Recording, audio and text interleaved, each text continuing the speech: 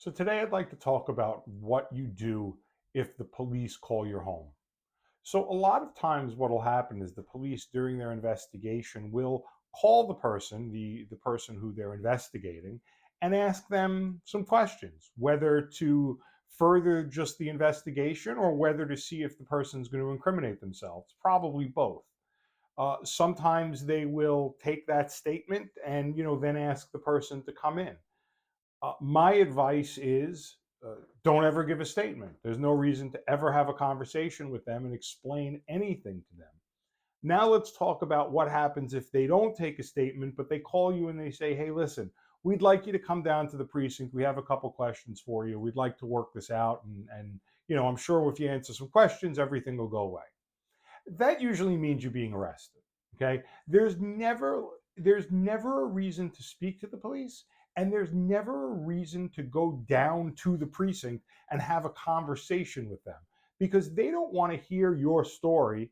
And then they're going to decide, okay, let's see, this person might be right, that person might be right. No, that means they're investigating the person they're talking to, and they're looking to arrest that person, and they want that person to talk to them.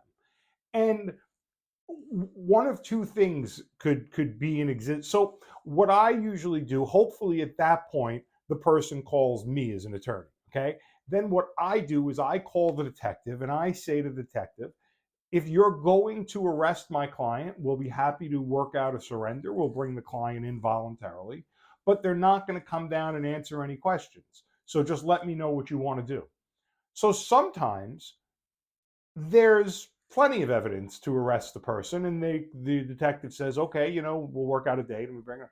But sometimes they don't have enough evidence, and they're hoping that the complainant will, I'm sorry, they're hoping that the person they're investigating will give them the information, will admit to their actions, so they now can prosecute him or her.